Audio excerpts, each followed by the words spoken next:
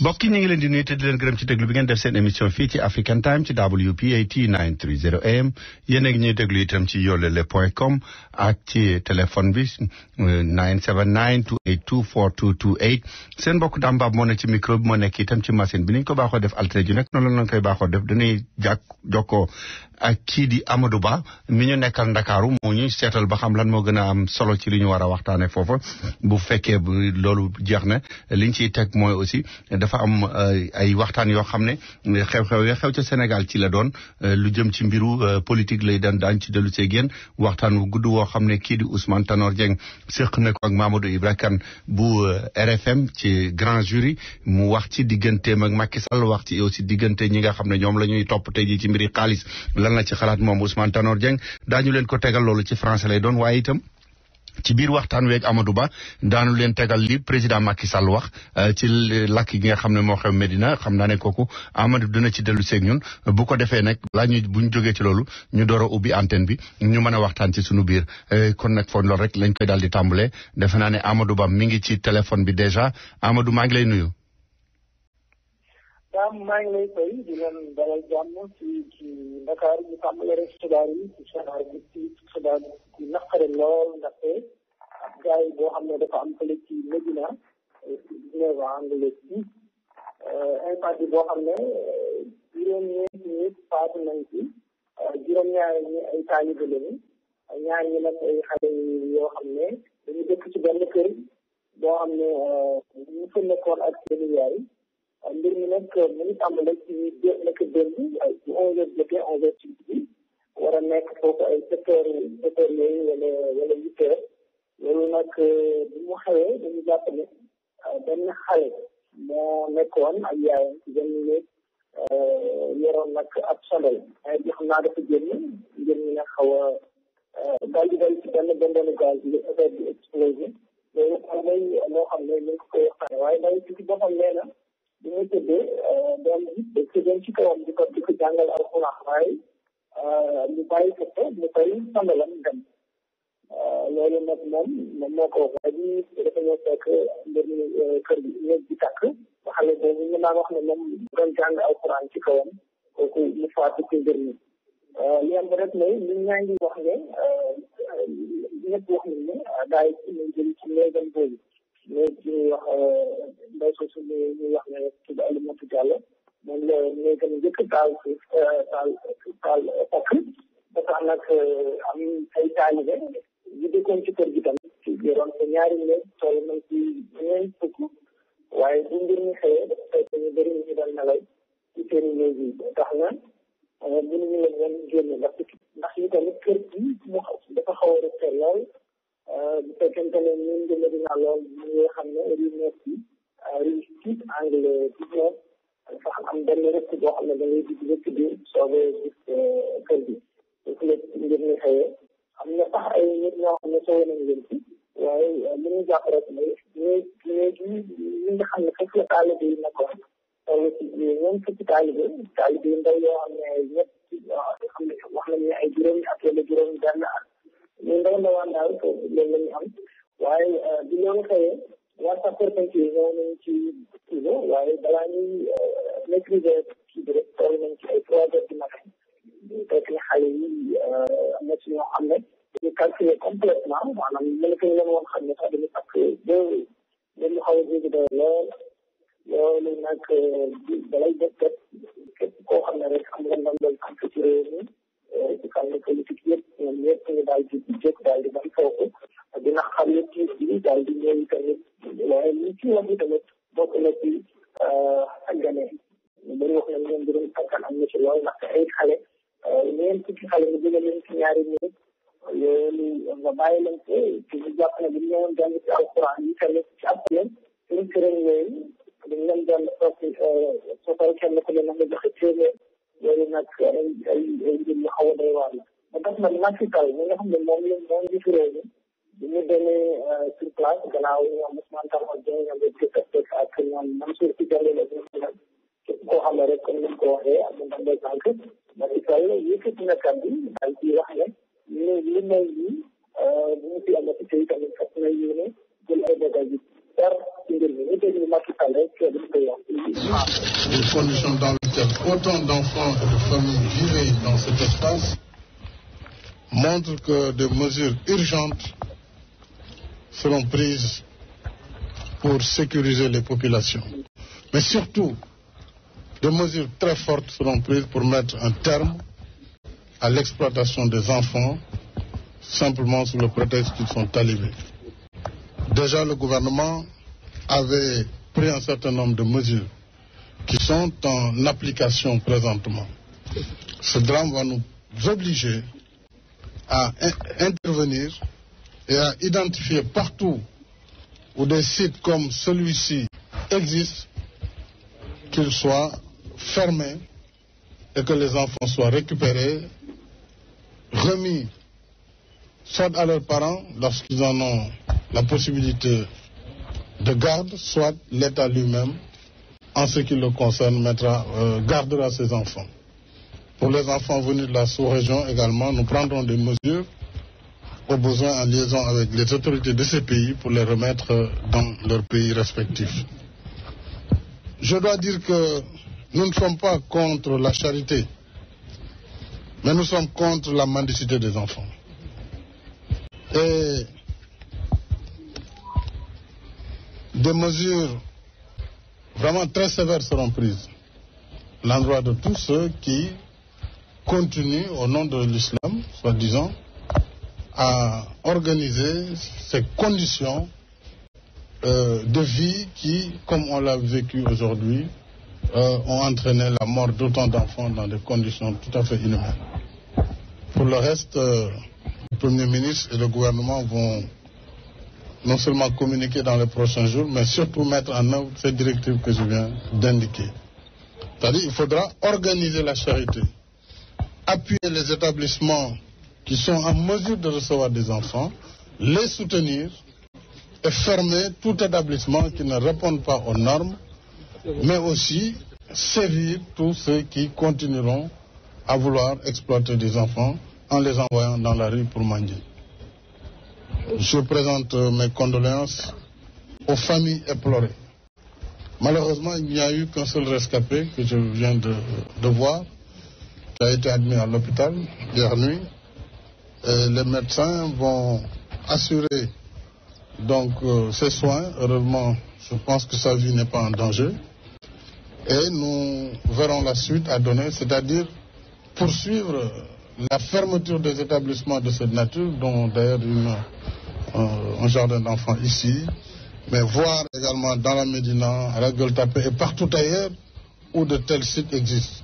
Il faudrait les fermer pour la sécurité des populations, pour la sécurité des enfants et pour la dignité humaine. Tu veux devenir chauffeur de limo ou changer ton véhicule pour un meilleur modèle? Pense Luxor. Appelle Luxor et conduis Luxor. À Luxor, on ne regarde pas ton crédit. Alors viens chez Luxor avec ton permis de conduire, un stylo pour la signature et repars avec ta voiture. Il n'y a rien à payer jusqu'à l'obtention de la licence de travail. C'est facile. Luxor fait même le premier paiement de l'assurance pour ta livery et offre un minimum de 6 mois de garantie. Alors, qu'est-ce que tu attends? Appelle Luxor et va chercher ta limo en Special Livery Super Sale. Pour plus d'informations, appelez Baila Keneme au 888 717 81 81. Baila Keneme 888 717 81 81 ou alors va sur liverytrader.com.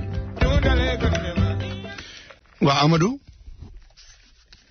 waaw président Macky Sall fas na yéene daal nee na ci lépp loo xam ne rek mbirum mendicité la maanaam yelwaan bi ñu ngi koy defee ci xale yi xeex li ñu mel xam naa ne sax loi ci boppam xam nga réew moom ni ñu joxe am na sax loi boo xam ne daf ko tere waaye def na applicabilité jàpp nañ ne tamit di day dinañ ci jël ay décision yoo xaw a tàng lool ci mbir mi pour mën a arrêté mbir mi ndaxte piis bi métti na lool juróom ñaari xale wala ba juróom ñeenti xale yoo xam ne doon nañ leen ci xaw a doy war la daan waaye ñu tàmbale rek ci leneen tamit loo xam ni am ñoo xam ne dañu ñu koy xaalis ci réew waaye décision boo xam ne président Macky Sall ak nguuram dañ ko jël loolu loo xam ne ñu bëri dañu wax ne tamit du rafet ndaxte président Macky Sall ki nga xam ne mooy avocat maître El Hadji Diouf dafa daal di yëkkati daal di wax ne président dafa bëgg képp koo xam ne rek ñu daloon nga xaalis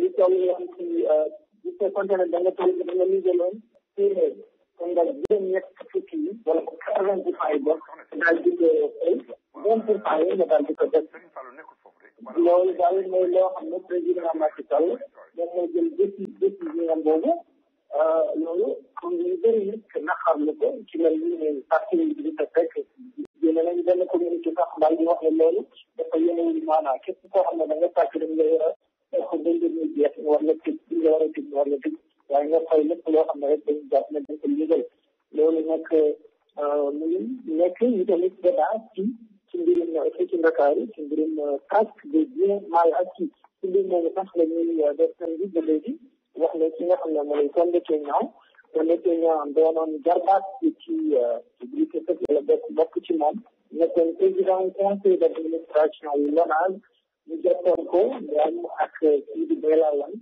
moom moo nekkoon président conseil d' administration Bayla Wane nekkoon directeur général bi ñu tumaloon ñoom nag ay xaalis boo xam ne dañ ko yëgaloon waaye comme décaissement xaalis ci gën a bëri président conseil d' administration ak yooyu ñoo koy tiime ba taxoon moom itamit ñu jàppoon ne daf ci taxoon dañu jàppoon ko ñu tijjoon ko léegi semaine bi nii daanaka may nañ ko liberté provisoire nag léegi ñu ne dimanche ci mbirum Condé Niang ñu continuer rek ci mbirum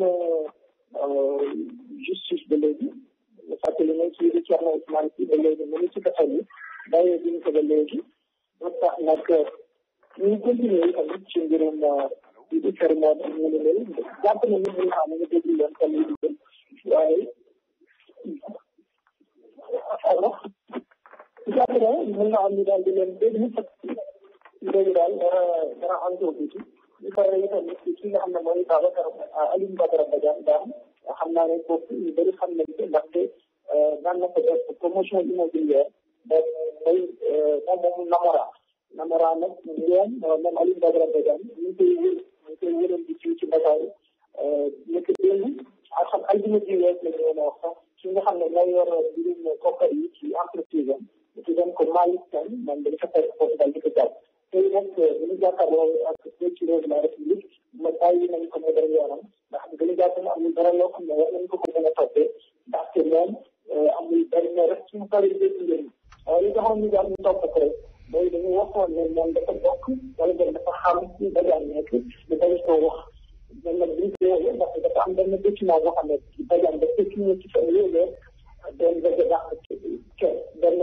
employé loolu nag document boobu lañ moo ko détaillé employé boobu loolu gendarme yi nag ñu ci jotee dañu jàpp ne moom dafay couvrir ba tax na ñu jàppoon ko te tëj ko ñetti fan léegi tey nag dañu demee dañu jàkkaarloo ak kii di procureur daal di ko libéré ba tax nag fu mu nekk nii ñett ñoo xam ne rek dañu bokkoon ci coopérative yi dañu facturé benn compte fekk boole ci ak nguur bi képp koo xam ne rek Badiane dafa am na doon xaalis léegi xaalis bi boo ko versé def léegi ci mën a def compte boo xam ne dañ ciy tijji ñu daal di koy def xaalis bi pour que travaux yi nga xam ne ñu ko fële ci Tivaouane ak Sangal Kam ñu mun ko yeggale rek buñ ko yeggalee kenn ku ne boo xam ne rek amoon nga contrat moom la koy teg moom nga mën a jot sa kër loolu daal mooy xibaar yu wér yoo xam ne def nañ ko ci mbir mi dafa am am na beneen ndaje boo xam ne mu ngi war a am bële ci Namora pour ñu mën a waxtaanee yu ñu mel ndaje bi nag tey war a mooy président collectif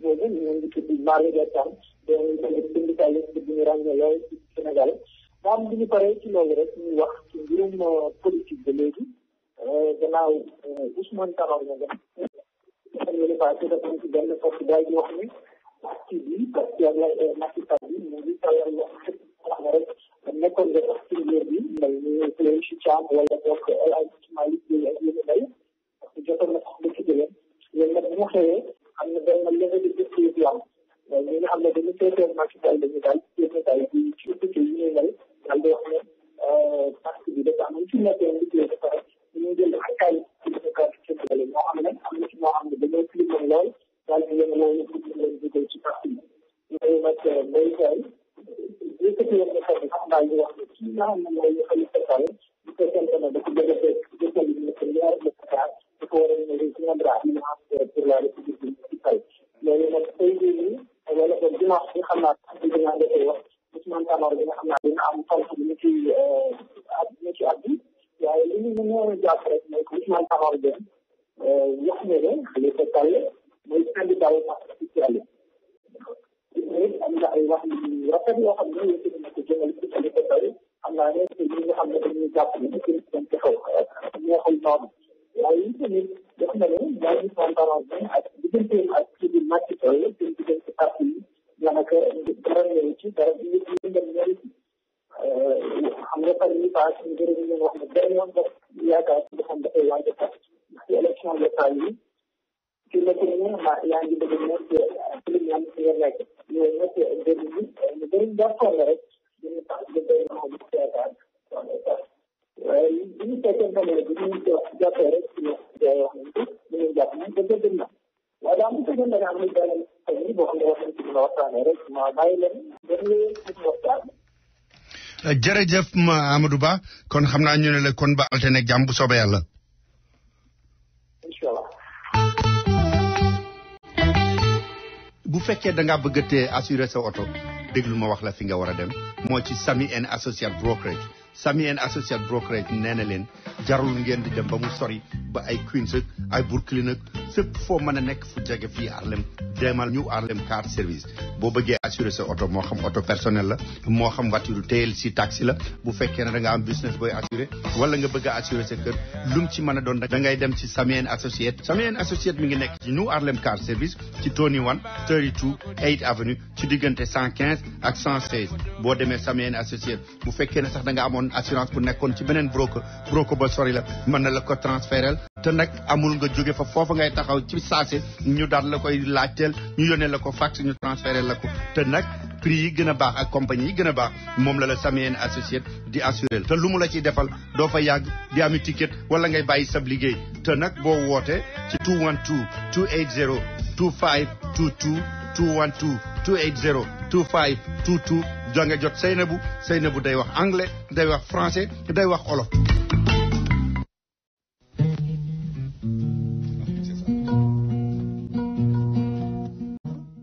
waaw kon bokk yi ñu fàttali leen ngi déglu seen émission African Time fii ci WPAT 930 AM yéen a ñuy déglu itam ci yollele.com ak ci téléphone bi 979 282 4228 seen mbokk daam baab moo ne ci micro bi dañuy daal di dellu seeg yéen wax nañ leen ko danañ ñëw ak yéen sax ci waxtaan ubbi antenne bi ngeen wax ñu lu ngeen xalaat ci mbiri daara yi nga xam ne gone yi léegi ñu gën a bari bu ñu leen fa dugalee duñ fa jëlee xam-xam la ñu fay jëlee leneen lay doon wala fa la ñu mujj faatoo sax loolu yëpp danañ ci dellu si ñu waxtaan ci ak yéen waaye itam xam ngeen ne mbiru politique bi ba tey ñu ngi koy waxtaane ca Sénégal wax nañ leen ne kii di président Macky Sall moom ci boppam sax mi ngi demoon France jot nañu ko laaj ci ñooñu nga xam ne dañu leen di topp ci ay lu jëm ci mbiru xaalis ak yooyu ndax dafa singli Karim Wade wala mu singli ñeneen ñu mel noonu wala de lan lañ nar a doxal mu ne daal politique bi moom day yàkkamti waaye nag yoon moom dafa yeex ay yoon dafa yeex te politique yi mënuñu cee dugg ñu déglu Macky Sall li mu wax ci lu gàtt rek li nga xam ne jot na ko wax ci France 24 ci français. Vous savez, le temps du juge n'est pas le temps du politique. La justice doit travailler avec sérénité, sans subir l'influence des médias ni de la pression de la rue. J'ai décidé, lorsque j'ai été élu, que la question de la préservation des ressources de l'État va être une question centrale. Et que donc, j'ai réactivé la Cour de répression de l'enrichissement illicite, qui doit travailler selon les procédures en vigueur, sans précipitation. Et cela commence d'abord par une enquête par rapport aux biens supposés illicites. Ce travail peut prendre du temps puisqu'il ne s'agit pas de prendre des voleurs de poulet. Il s'agit parfois de démêler des choses tout à fait complexes qui ont été bâties. Un travail important, me semble-t-il, a été fait jusque-là. Des notifications devront être servies aux personnes supposées détenir profiter de l'enrichissement, donc des mises en demeure. Quand? Pour parler, non, il ne m'appartient pas de vous dire quand, ça c'est au Très procureur. bientôt. spécial de le décider, mais certainement, il y aura assez d'éléments pour pouvoir servir ces mises en demeure, à la suite de laquelle les personnes concernées auront 1 mois pour justifier l'origine licite des biens concernés. Si elles le justifient, la procédure s'éteint d'elle-même. Si elles ne le justifient pas, en ce moment, s'engage une instruction et là, peut-être, elles pourront aller en prison ou alors transiger comme la loi le leur permet. Ces procédures visent notamment Karim Ouad, le fils du président. Est-ce que... Je refuse la personnalisation. M. Karim Ouad est un citoyen qui a eu à gérer. Si dans les investigations il se trouve être concerné, il ne pourra pas échapper. Mais on ne peut pas ramener cette dimension de la préservation de nos ressources sur la seule personne de Karim Ouad. Ce n'est pas une chasse aux sorcières? Non, pas du tout. Si c'était cela, il serait en prison déjà. Mais il ne peut pas sortir du Sénégal. Oui, parce que les besoins de l'enquête les retiennent au Sénégal. Il n'y a aucun problème à ce niveau.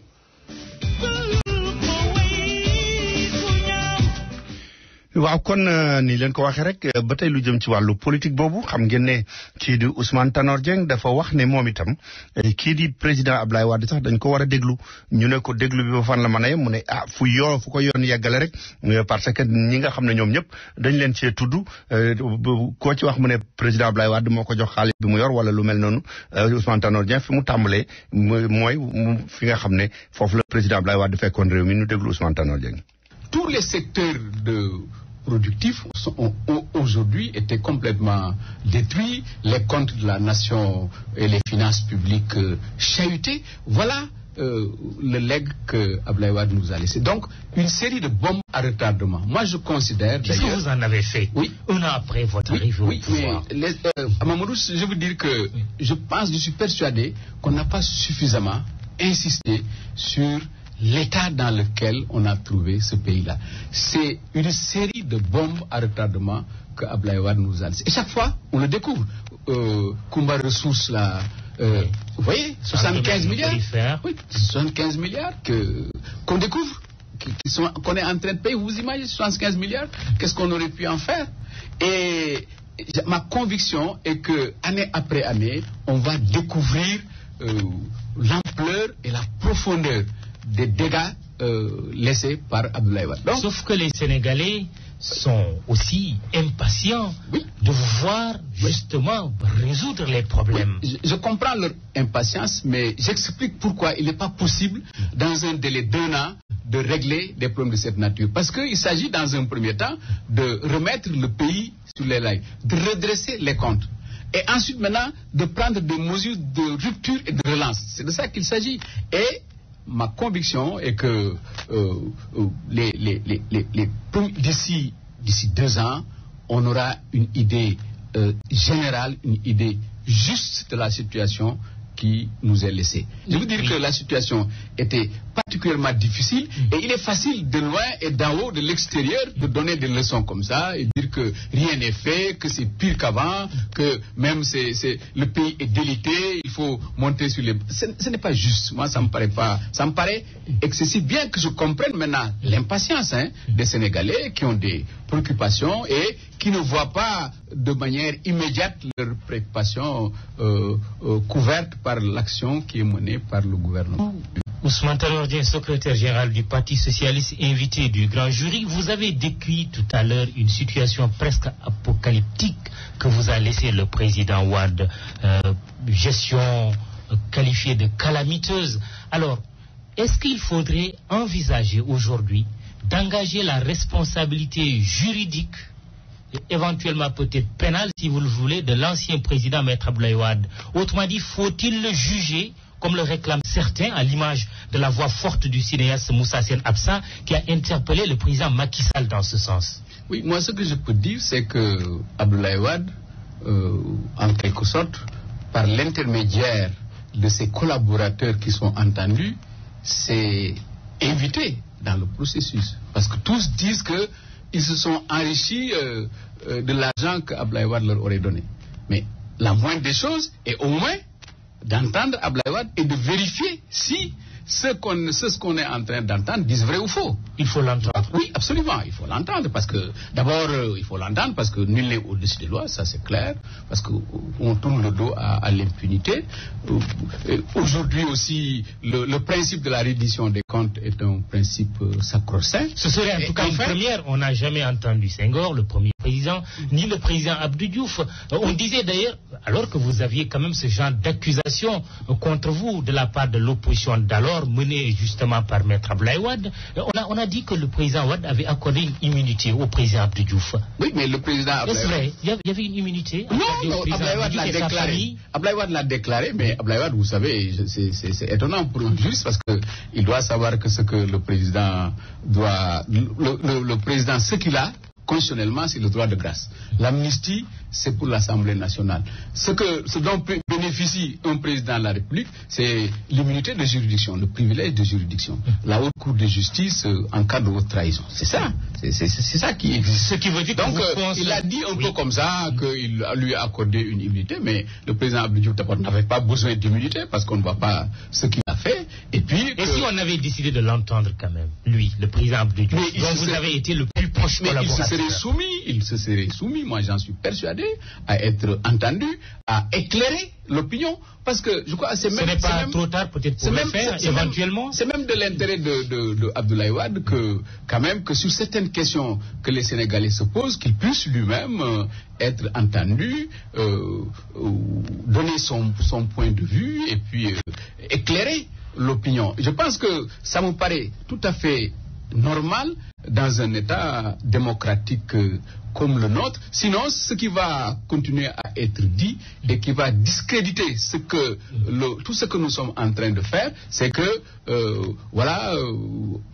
Abdoulaye Wade dans tout ça. Et Abdoulaye Wade dans tout ça. Alors que soit envoyé en prison. Oui, par exemple, comment il s'appelle Aïdara Sylla. D'après ce que j'ai appris, c'est que le chèque qu'on a trouvé entre ses mains était un chèque signé par Abdoulaye Wade. Alors, on parle de 2 à 3 milliards de francs. Oui, d'où vient ce chèque? À quoi servit-il? Mais ça, c'est des questions quand même qu'il est indispensable de poser à un moment ou à un autre à Abdoulaye Wade. Et une fois de plus, tous ceux qui sont entendus aujourd'hui disent que c'est Abdoulaye Wade qui leur a donné l'argent, c'est eux qui l'impliquent. Donc, pour cette raison-là, il doit être entendu pour édifier les Sénégalais. Poursuivi aussi. La poursuite, ça dépend. Je ne peux pas dire a priori qu'il va être poursuivi parce qu'il est présumé innocent. Ça, je le dis toujours clairement, il est présumé innocent, mais il doit être quand même entendu pour éclairer l'opinion, pour édifier les Sénégalais. Dans cette procédure, justement, de récupération des biens supposés avoir été mal acquis par certains anciens dignitaires de l'ancien régime, il y a justement cette semaine l'inculpation de Thierno Ousmane Sy, ancien monsieur TIC, donc de technologie de l'information et de la communication du président Abdoulaye Wade. Mais sur une affaire Sudatel, on parle de rétrocommission, sur laquelle affaire le journaliste Abdoulatif Coulibaly, dont le journal La Gazette avait fait un article là-dessus, a été condamné pour diffamation. Et aujourd'hui, c'est Thierno Ousmane Sy qui est en prison pour juger la même affaire. Est-ce que ça ne fait pas désordre, ça? Oui, mais ça, Mamadou, c'est une affaire qui est entre les mains de la justice. Je ne veux pas apporter de jugement sur les décisions que la justice de notre pays prend. Et je crois que la justice a ses raisons d'avoir cette attitude sur ce dossier-là. C'est contradictoire. Oui, en tout cas, qui est différente au moins. Et il y a les auditions à côté de Thierno Ousmane Sy, de Karim Wade, de tous les autres responsables libéraux.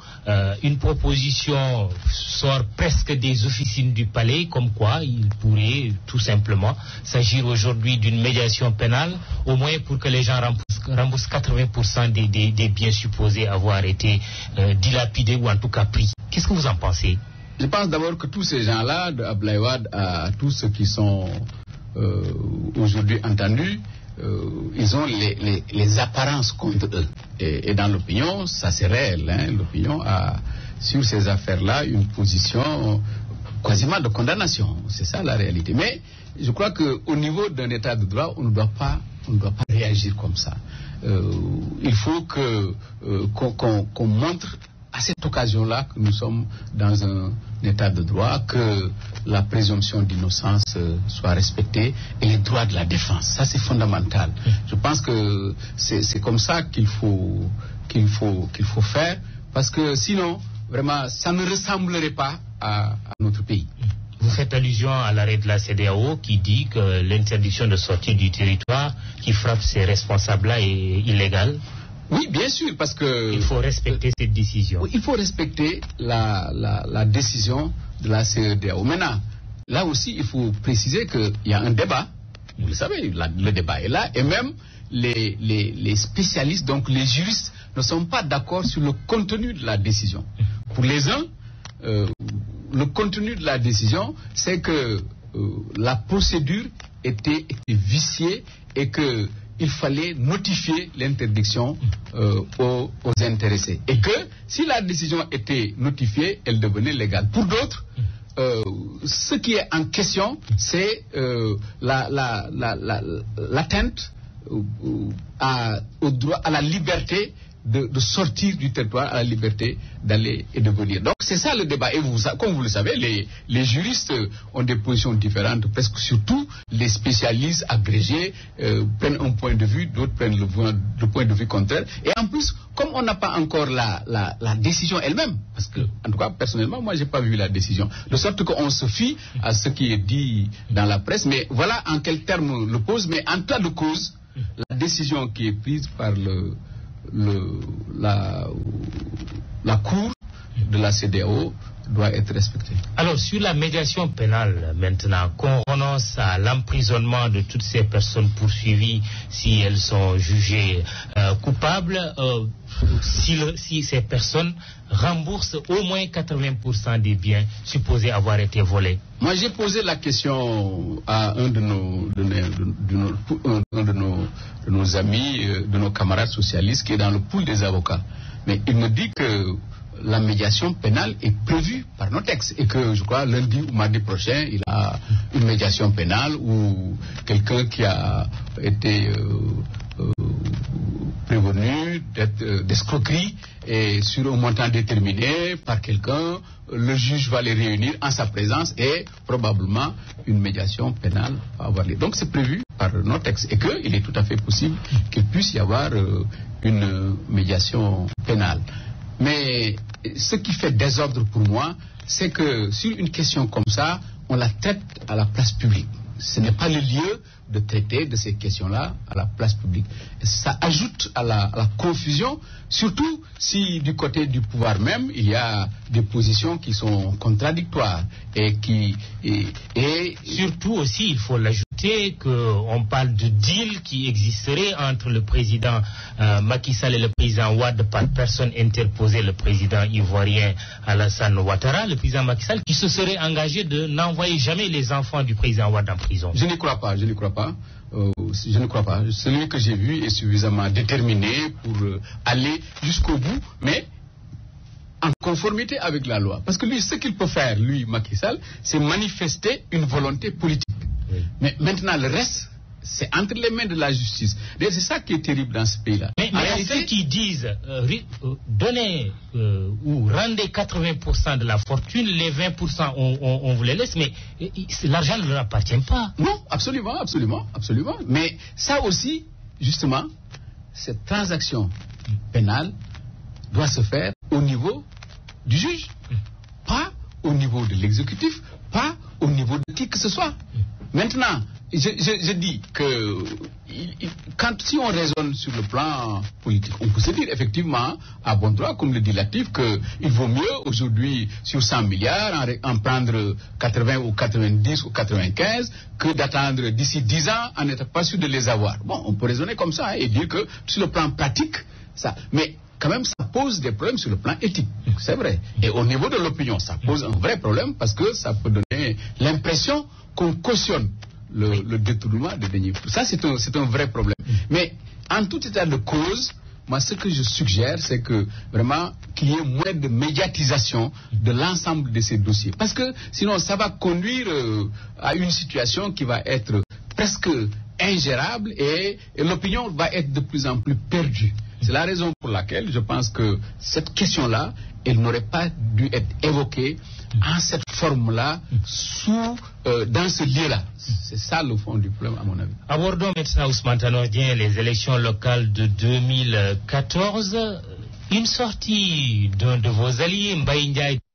Merci Mamadou Ibra Kane. Je sais que vous avez encore d'autres questions que vous avez posées à Ousmane Tanor Dieng que nous avions eu l'intention de faire passer et de faire écouter par nos auditeurs, mais comme nous sommes un peu coincés par le temps, nous allons passer à autre chose. Donc mbokk yi li nga xam ne moom la ñu mën a tënk daal mooy ci li Ousmane Tanor Dieng wax mooy ñi nga xam ne dañu leen di topp nañ leen bàyyeeg ñooñu moo gën ñuy dem ci rajo yi di ko médiatiser di ci wax tout bis bu nekk nga xam ne day indi problème waaye nag yeneen yëpp biñ ko waxee ne ko Macky Sall dafa def benn deal loolu la ñu wax ne moom la def ak kii di président Alassane Ouattara moo dox digganteem ak président Abdoulaye Wade ba mu décidé ne du yóbbu ñoom Karim ak Sindiély kaso Tanor tontu li gàtt na lool li mu wax mooy gëmu ko tey gëmu ko ëllëg Macky Sall loolu taxu koo jóg li mu bëgg daal mooy wax ji ñu bàyyi ko juge yi nga xam ne ñoo ko yor ñu def ko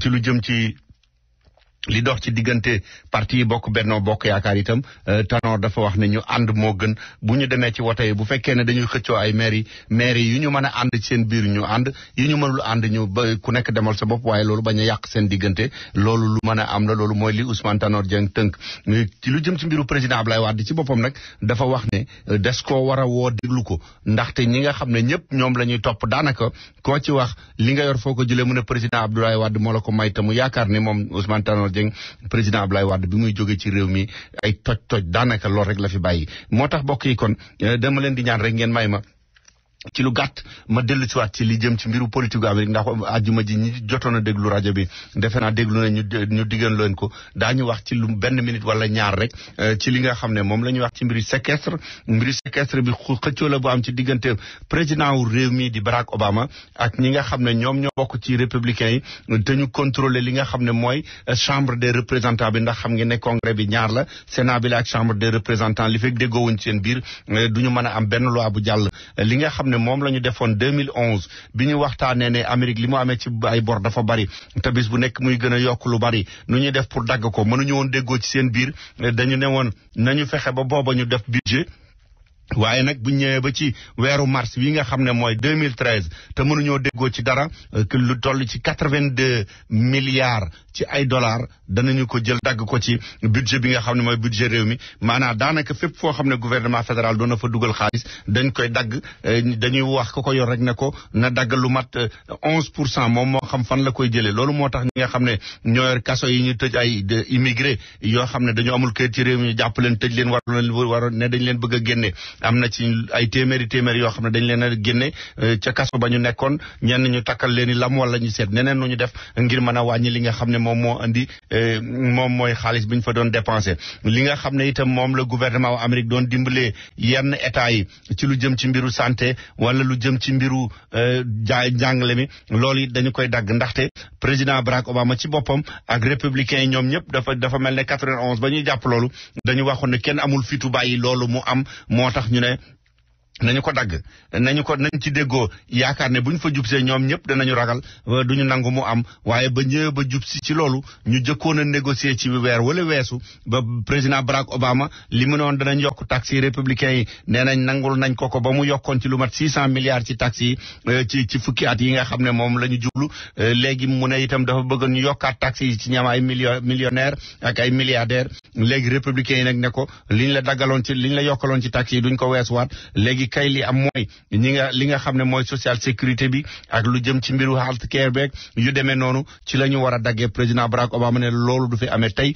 du fi am ëllëg fi mu nekk nii ci la ñu ne màjj ñoom ñaar ba mënuñoo déggoo ci dara ba dagg bi ñëw na li nga xam ne moo jëm ci aéroport yeeg yu demee noonu lu ci bari lu nekkoon ci loxoy gouvernement fédéral bi dana wàññi lool ni mu doon doxe ñi nga xam ne dañu jël avion di dugg si ci réew mi sax seen diggante dina xat lool bu ñu dugg seen danañu gën a bari ba line bi di gën a gudd loolu mooy li nga xam ne moom lañ ci wax mbiri immigration itam liñ ci mën a wax ci lu gàtt la déggaguñ ci lu war a tiital ñi nga xam ne dañu am yaakaar ci ne danañu soppi yëf yi wala lijjanti mbiru këyit yeeg yooyu ndax ki nga xam ne mooy Dick Durbin te mu nekk senior sénateur mu jóge fi nga ci état bi nga xam ne fa la Barack Obama jóge lu bari moom la ciy waxtaanal balaa mu koy génne Dick Durbin mi ngi jóge Illinois nee na juróom-ñetti sénateur yi nga xam ne ñooy liggéey ci lu mel noonu nu ñuy def ba lijjanti mbiri këyit yeeg lu mel noonu nee na daanaka duñu am benn bis fi mu nekk nii boo xam ne danañu toog te duñu waxtaan ci seen biir daanaka sax yeneen jafe-jafe yi am ci congrès bi bu ñu ko seetoon ñoom ni ñuy doxale fii mu nekk nii lu jëm ci mbiru immigration bi mi ngi avancé boo xam ne am na ci yaakaar lool ba boo moytul sax moom la ñu war a jël jàngal ko jaarale ko ci yeneen jafe-jafe yi am ci diggante congressman yi wala lu am ci diggante congrès bi ak président Barack Obama kon li ñu mën a wax mooy mbiru immigration bi ñu ngi koy waxtaane ba fi mu nekk nii ñu bari ci ñi nga xam ne sax d'accorduñ ci woon am na ci ñuy soppiku fi mu nekk nii li ñu mën a yaakaar mooy ci weeru mars bi dinañu dugal loi bi ñuy am yaakaar ne ñoom daal balaa sama bi di jeex maanaam weeru juillet août ba septembre war nañu am yaakaar ne loi bi dana mën a taxaw ndaxte ñi nga xam ne ñoo yor syndicat yi sax ak ñi yor itam lu jëm ci mbiru liggéeykat yi te daawuñu déggoo ci seen biir dafa mel ne fi mu nekk nii déggoon nañ ci sax nuñ koy doxale kon ma def na ci am yaakaar bokki loolu la ñu mën a jàpp léegi dinañu woo suñu mbokk di Ibrahima Ndiaye mooy nga xam ne mooy suñu consultant lu jëm ci mbiri làmb wax ak moom ci lu mat juróomi minute fukki minutes yi ci des ñëw bi antenne bi nu waxtaane ko ci suñu biir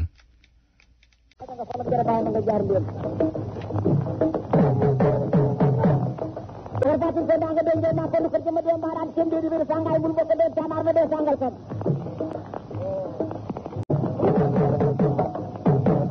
ko ci ngeen ko nda sir bu tene kembe nek njodal bo xel xamna ne sanga ma nda fa ko du ñaaw ba jëne ko tendal linge ma ngi koy laaj Dakar taw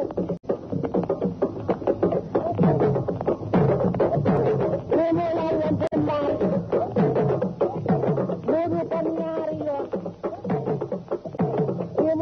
Branjay Tandulen Kajor King Remo Lai Mosanjay Deketi Megi Njari Terier Sana Hoy Kinjay Hoy Deketi Kusam Jamane Njari Rad Moyer Nana Desa Jingo Dari Jamani Dari Jingo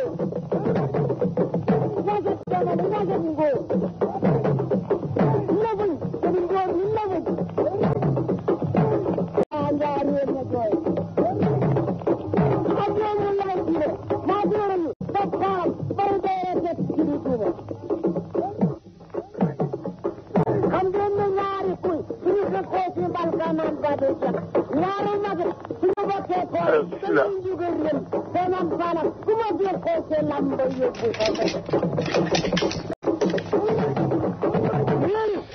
waaw Birahim Ndiaye yaa ngi may dégg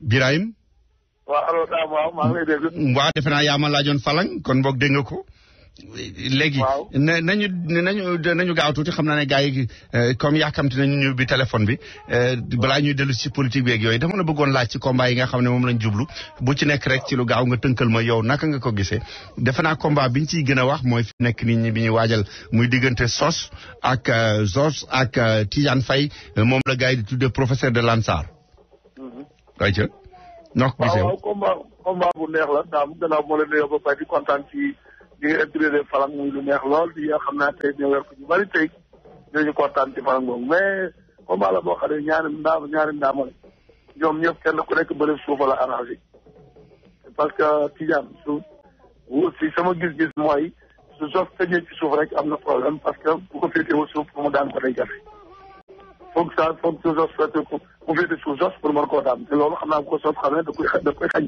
su ko xañee soxla lay doon Zos tamit su fekkee ne ñëw daf ko bëgg a ñëw xeeb xale bi mën na ci am def muy combat boo xam ne bii ñaari ndaama la ñu kenn ku nekk suuf ngay wut suuf ku ci jëkk am suuf gi daal yaakaar naa boo sa morom dina ñàkk daal parce que ñoom ñëpp bëri suuf la ñuy bëri quoi. waaw am na aussi man am na werante wu ma fi doon def lu mat daanaka juróomi weer fii bi Balla Gaye waree bëre ak Yékini fu ñu ma fekkee ñuy koy waxe man leen Balla Gaye moo man Yékini ñu neen ma dama àndul ak sama xel defe naa mais fan yi yëpp damay wax ne bu ma doon Balla Gaye xale bi may gën a xool di ko topp mooy Malick Niang mais moom léegi mi nga war a dajeeg Sa Thiès ma ne kon dafa mel ne Balla mën naa am chance Sa Thiès dox seen diggante ñoom ñaar lan nga xalaat ci diggante Malick Niang ak Balla ak Sa Thiès. waaw combat bu am neex la combat Sa Thiès day xale boo xam ne futur champion la bu ko yàlla musalee ci ndox yàlla defal ko champion mën na de am lu nekk ci làmb parce que day doomi mbër ba pare am dindi te gis naa ci moom benn bëre boo xam ne man mbër bu ma ko gisul rek ma la jox cër mooy mbër muy Riyaan dinaa la bëre sa baabu man sama xam-xam bu gàtt dinaa leen képp koo xam ne ci mënta Riyaan mënta rasu bëreem gas na te gis naa keroog contre Moussa Dioum fa loxo bu jógee ak ba mu ko naan set jóg su dem yoon yomb la ma ne nii bis bu ko mokkalee dina tas làmb ji keneen nag xeexkat la waaye du njool mu du Riyaan ndax yi neex na nag bu mu ci dóor moom boo la waaye bu ma gisoon bala ma woon a complété bëreem moom bi saa yu la dóoree ku boo sigee mu daw buug la kooku bis boo commencé bëre moom it nee na xale daane trop waaye mbër mu dul song moom toujours man damay limité sa bëre daal nga xam ne man nga waaye am na lu def daal. waaw yeggaleel. may la nag moo tax combat la boo xam ne bii yaakaar naa Malick su fekkee dafa ñëw topp xeex bi ne duma rek la bëgg a def ko xale bi boo du xeex du day daanu te du bëri mais bu ñëwee fekk indi bëri indi xeex bu xeex jotee mu xeex bu bëri jotee mu jëre mu bëri kon combat bi war na dina neex trop. parce que bëri dóor du xeex rek da ngay mën a xeex mën a bëri parce que ñaar yooyu boo ci mën te mënoo ba ca def parce que dañ na bëri dóor tubaab yi ne lii dóor salaat ba ca def nag ci àngale xaw ma dañ ko wax xëy na yow di nga ko xam waaye comme dañ ne bëri dóor da ngay mën a xeex mën a bëri parce que boo ci mën te mënoo ba ca def doo def. waaye you have to have the whole package comme ils disent en noonu la ñuy wax en anglais nee nañ paquet bi yëpp nga war a am dara waru cee manqué.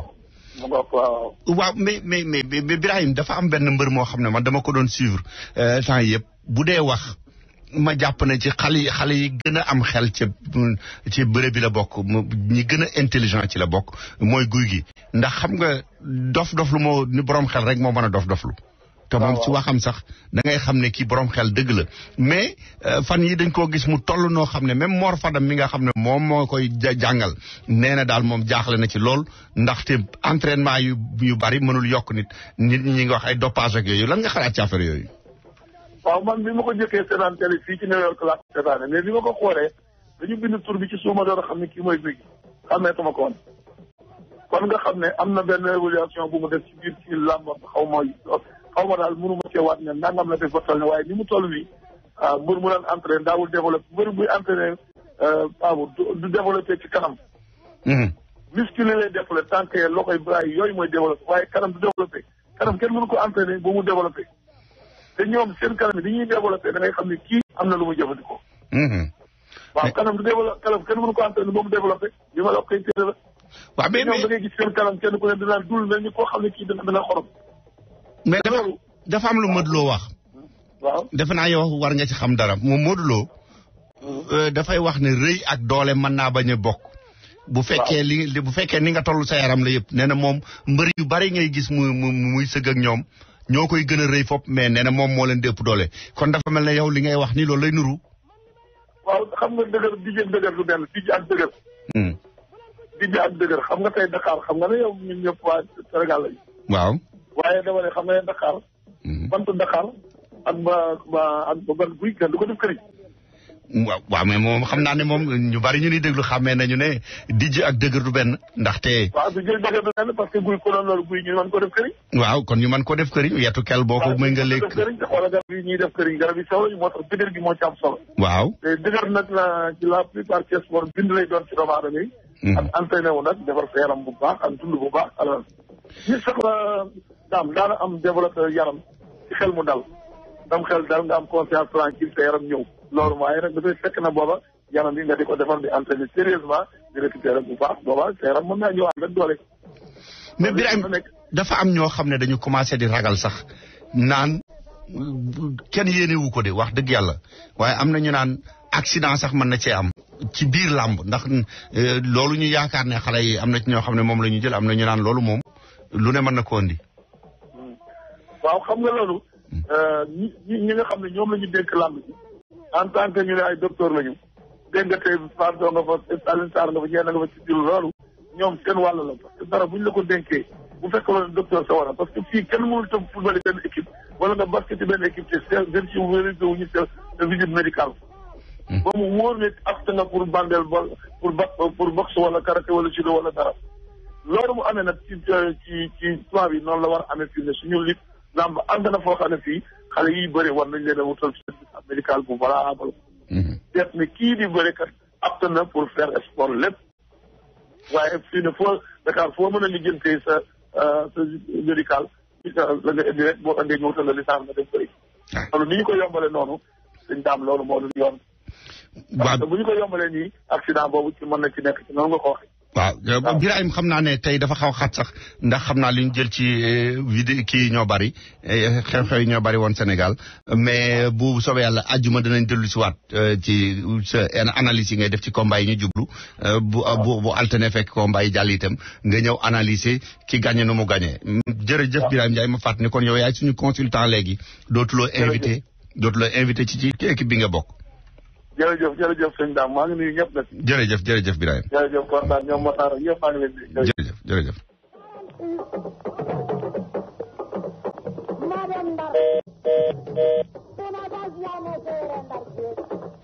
waaw mbokk yi xam naa ne ñu bari tàmbali nañu woote sax ngir xam naa peut-être am na ñooñ ci li Birahim wax la ñu bëgg wax mais dama bëggoon bu ñu mënee waxtaane tey ji lu jëm ci ñi nga xam ne mooy mbiru daara yi ay nit ñoo xam ne dañu jëli gone jox leen ko wala ñu jël seeni doom jox ko koo xam ne naan ko yàq yi laala laaj yooyu mu indi ay problème yu dul jeex ak lu jëm ci mbiru xaalis bi ñu wax naan gouvernement wu Sénégal nee na ku ñu jàpp ne da ngaa sàccoon boo delloo téeméer bu nekk juróom-ñett fukk ba daañu la baal nga dootuloo dugg kaso ngeen wax ñu lu ngeen ci xalaat 646 792 3623 646 792 3623 man ngeen a tàmbale woote ñu daal di tàmbale kon jël ci téléphone bi African Time. asalaamaaleykum wa rahmatulah. maaleykum salaam. ndax maa ngi lay nuyu man waxuma ci problème mu làmb jéeg ak politique yooyu. li ma la bëgg a wax rek moom mooy nañu bañ a gaawale stroy ak protéine. maanaam stroy moo am ñu jël ñoom dañuy musculer moom la ñuy tere. protéine boo demee ci jimi fi mu toll nii boo yëpp dañuy naan dañuy jël protéine dafa bokk daf lay réyloo. am na ñoo xam ne seen yaram dafa bindoo mbuxóor yi moo tax ñuy rëy yenn rëy yi protéine bi li ñu jël moo tax. mais terewuñu ko ci benn sport boo xam ne nit war na ko mën a jël. waaw mais protéine daf lay renforcer mais du la gonfler. African Time. alors Dame. waaw. affaire sàcc yi quoi. wala boog affaire xaalis bi ñu yaakaar ne bokk nañ ko jël quoi. waaw.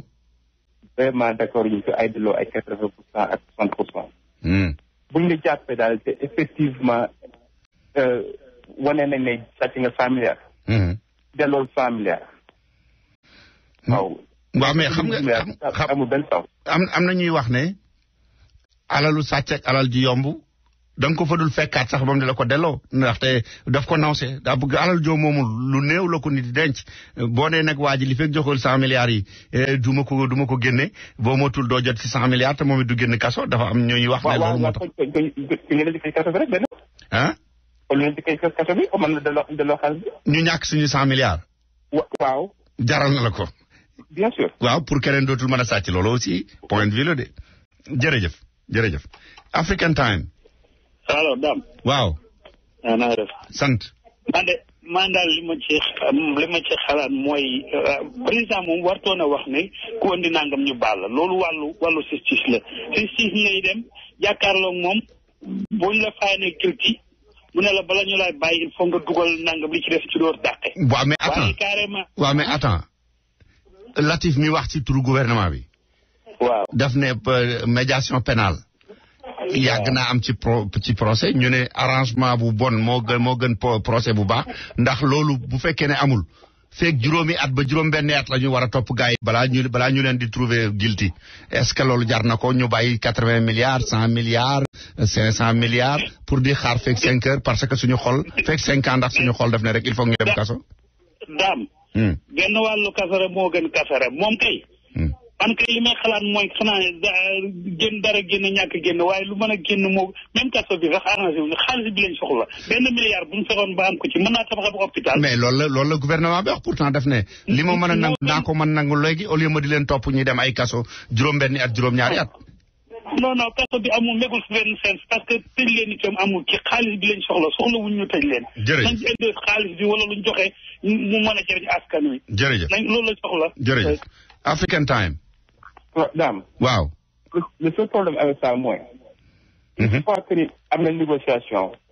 boo sàccee 100 milliards delloo 90 milliards. boo ëllëgee kenn sàccee 100 milliards. daal di téye 20 milliards. waaw bien sûr pourquoi pas. loolu de mooy problème bi xam nga affaire bi moom c'est des intérêts divergents. peut-être que Mor bu boobaa mën nga sàcc 100 milliards ñu delloo ma 90 ma téye 10 milliards yi. waaw wax dëgg yàlla ku juba di buy sàcc de buñ la waxee loolu nga. ku juba di bay sàcc de buñ la waxee loolu nga war koo nangu. bien sûr. bàyyil ma sàcc 100 milliards buñ ma jàppee ma delloo ma dese 10. donc Dame président Bodo comme ni ko ubbi quoi parce que li américain naan you opening a worm of basket of worm. a can of worm a can of worm. mooy waaw mu ngoog. keneen dina sàccaat keneen sàccaat. la boîte de Pandore loolu la ko tubaab bi di wax. voilà exactement. waaw jërëjëf. African Time. Dame na nga def. sant.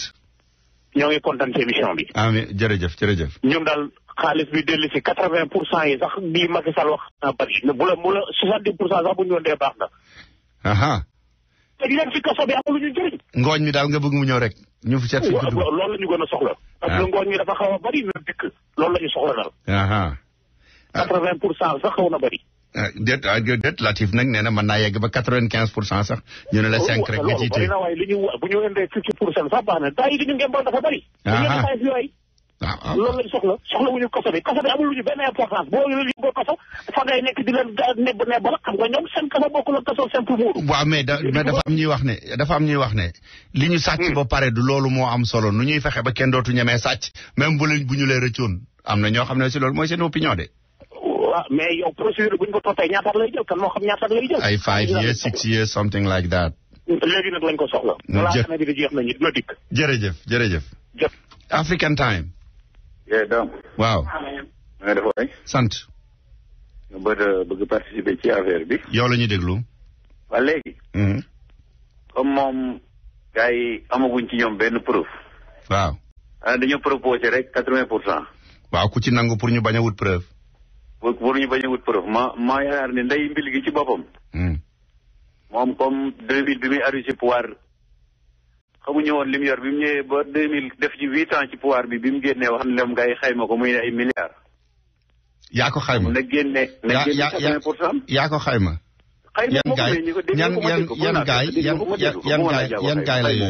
yan gaay la yooyu. non waxuma lool. xam nga waxi gaay yi moom. non waxi gaay yi rek lañ fi wax di. déedéet waxi porte parole gouvernement laay wax. gaay yi kay ku ko dégg doo déglu dara. bàyyi ma continuer sama débat. waaw déedéet doo continuer sa débat kay te boo tontuwul ci li ñuy wax. parce que li ñuy waxtaanee du loolu. yow da ngaa laajte question parce que posé wuñ la question ci affaire Macky Sall. posé wuñ la question waxi gaay lañ fi wax. ma ne posé wuñ la question ci affaire Macky Sall. li ci waxi gars yi la koy jëlee mooy journaux yi ak news yi ñoom. That's not true. Tu racontes des histoires. African Time. kooku dem na. African Time. waaw Dame. waaw. gannaaw na nga def. sant. mu ne gis nga Sénégal. ñaar moo koy dañoo ragal gàcce ak kaso. ñooñu ñëpp. Ousmane Sy Thierno Ousmane Sy mi ñu dugal ci kees gi suñuy jëlaatoon keneen def ci kaso suba ma dikkee dem Touba indi xaalis. attends yow nag sëñ bi xam nga yow nag sëñ bi chaque fois que nga jël antenne léeg-léeg mu am lu ci bokkul lu ci indi dem Touba jëli xaalis ku la wax ma nga Touba ku fi tudd affaire Touba. non il faut qu'on soit sérieux quand on intervient ñu xam ne ay junni nit ñoo la déglu provocation bi jaru ko Fadel parce que kenn tudd fi Touba. waxal waxul ñi ñu jàpp waxu tribunal la ñuy wax kenn waxu fi waxu Touba s'il te plaît. African Time. maaleykum salaam. allo. ma ne doon na 80% yi moo gën. waaye nag damaa yaakaar ne Macky Sall moo bëgg a ànd ak pièce gars yi. si joxe 80% ba pare. 80% ba pare. li ci def mu doon ko ci kaso bi. mais loolu mënul am moom parce que boo signé négociation pénale moom amatul jàppaat la gannaaw bi. amatul tànnaat waaw ok waaw loolu du mën a am moom jërëjëf. jërëjëf waaw mbokk yi kon xam naa ne léegi loolu mooy li mu joon ñu daal di tàggoog yéen te di leen wax ba àjjuma ak jàmm jaay